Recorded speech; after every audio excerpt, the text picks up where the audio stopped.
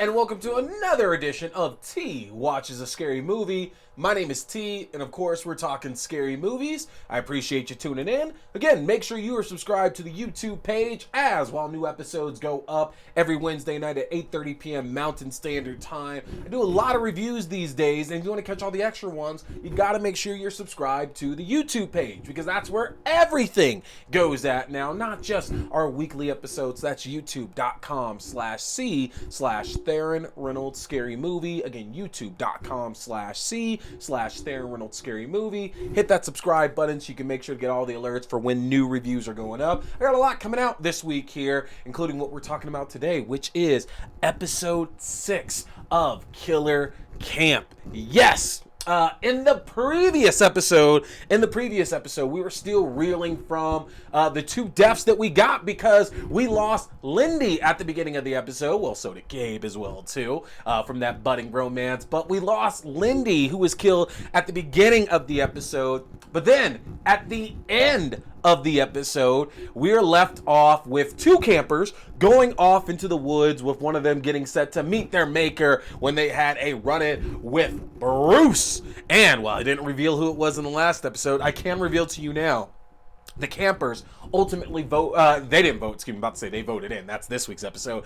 But ultimately, it was Jada and troublemaker Kaylee who ended up being sent into the woods to meet with Bruce. Now, this was interesting only because Kaylee really didn't get that much time to actually settle into camp itself. I thought, like, she kind of just showed up and already is going into elimination. And it's kind of interesting. I get it, because I think that Kaylee had a lot of suspicion thrown her way because she ruffled a lot of feathers with a lot of the people there at camp. But Jada was surprising, just because it's not that I don't think Jada could be the killer, but it's that Jada's she's the heart of the camp. Like, she's everybody's favorite there at camp. And so the fact that Jada went in is the first time that, like, my suspicion was, like, through the roof at this point. Like, well, it kind of makes sense, right? Because she's the least likely to actually be the killer. So doesn't that make her the most likely to be the killer if you really, really think about it? I don't know, but it ultimately didn't matter, as it was ultimately Kaylee who ended up taking the long walk with Bruce, as the camp bus was dropped on her head. Absolutely ridiculous. Again, these kills are one of the best parts about this show. I'm gonna be sad if somebody doesn't decide to revive this show. Again, Shudder. Look into this. Screambox, look into this. It is such a great show. I think it would do wonders. Get another reality show there on the platform. Bring it back. Still let them produce it over in the UK or whatever. I think this would still be the right way to go about it. But Kaylee ultimately suffered the death of Bruce this time around. And again, it seems all too brief. It seems all too brief that Kaylee is in and out. And again, I'm not going to make any kind of suspicions that Kaylee could show back up, because I don't think that's the way the show works. Again, in the first season, it was Bruce and there was two killers in the season. So, but they were both already there. So I don't think Kaylee can show back up. But she came in, she made an impact for sure, causing a lot of drama with all the campers for sure. But just as soon as she showed up, she's already gone. Now, because of the issues Kaylee kind of brought in, there wasn't that much strife when ultimately she got rubbed out. The campers didn't care that much. They were over ecstatic and joyful that Jada ended up coming back to them, but they didn't really care that much that Kaylee was taken out. And their numbers honestly didn't get affected too much, because basically right after Jada returned, Bobby introduced new camper Kobe. And yeah, all the campers immediately were taking a liking to Kobe, and this seemed like the kind of guy that you want into your group, because again, you have to think about the horror movie like side of things, because that's the whole purpose of this show.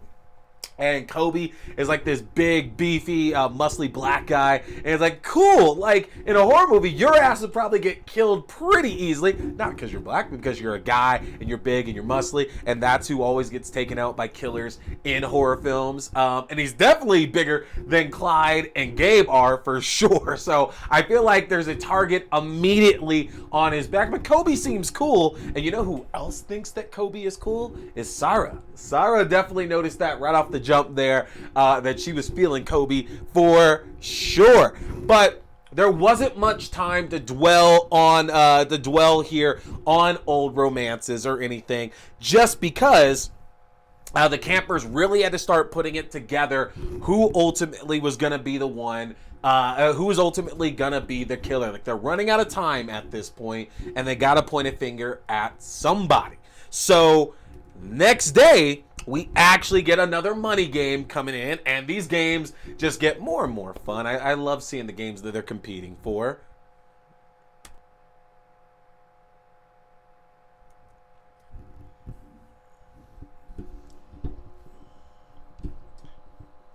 Now, the campers had a chance to bank more money in this today's game, which was Lick It Real Good, to where we had 3 blindfolded campers running heats to where they had to make it to the end of the game field, had to stick their head through a wooden cutout, and then use their faces, tongues, nose, mouth, whatever, to move food on a plate to find a letter at the bottom of it that would help them figure out a word, and therefore they would get some cash, and they figured out what the word was that the letters were putting together.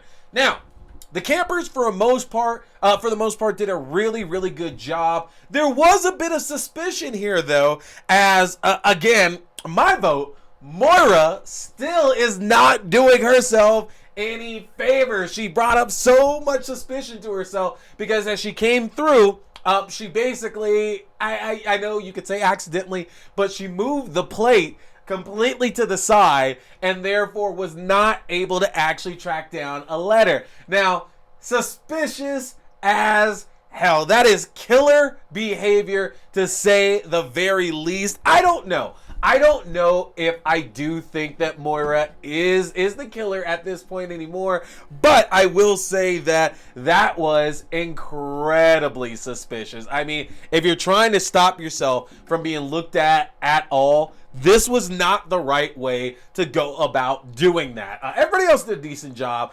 but interestingly enough, and we'll get there, Bella also seemed to not be doing the best of jobs with this either.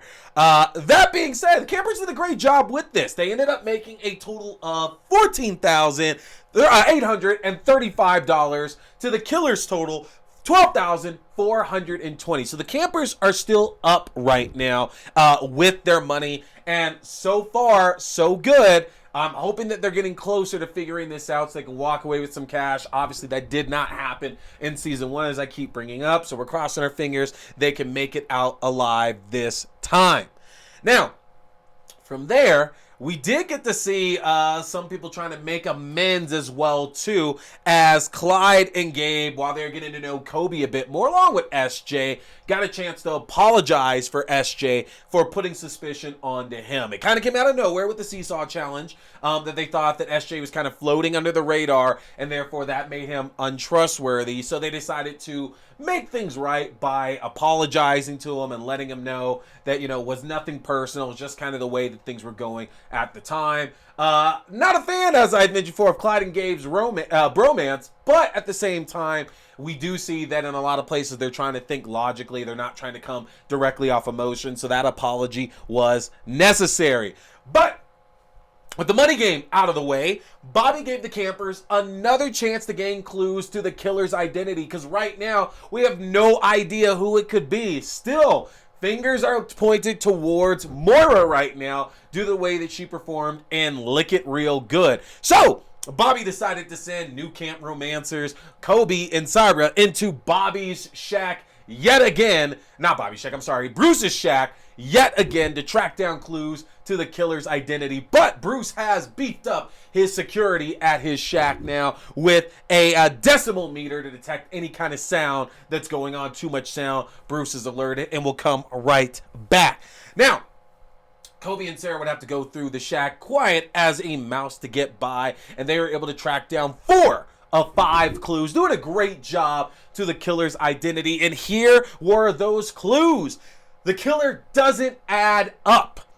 The killer took orders. The killer is not a citizen of the world, and the killer is a cinephile. Now, all of these clues can definitely, not everything but the cinephile one, but these first 3 clues definitely seem to describe more than a few of the campers that were there. But the one clue they seemed to zero in on was that the camper, that the killer took orders. And at first, people assumed that this had something to do with being a waiter or a waitress or a server, anything like that.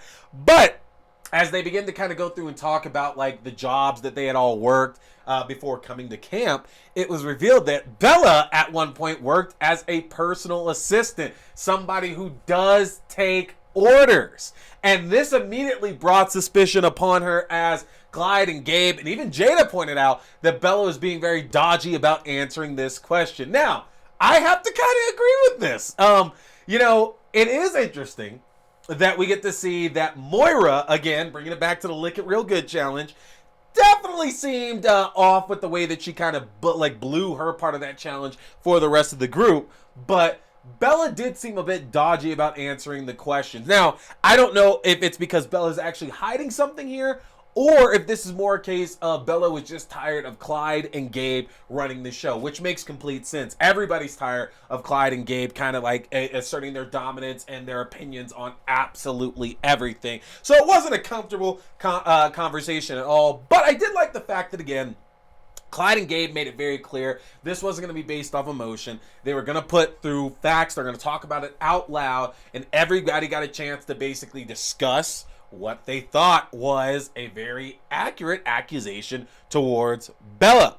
And as tensions grew higher and higher, unfortunately, this led to the campfire where Bobby made it clear that the campers would be voting this time around, and campers are seemingly tired of this bromance between Clyde and Gabe. So the vote came down to being between Clyde and Bella. These two, it's head-to-head at this point. There can't be anybody else. At least in this vote, it can't be anybody else.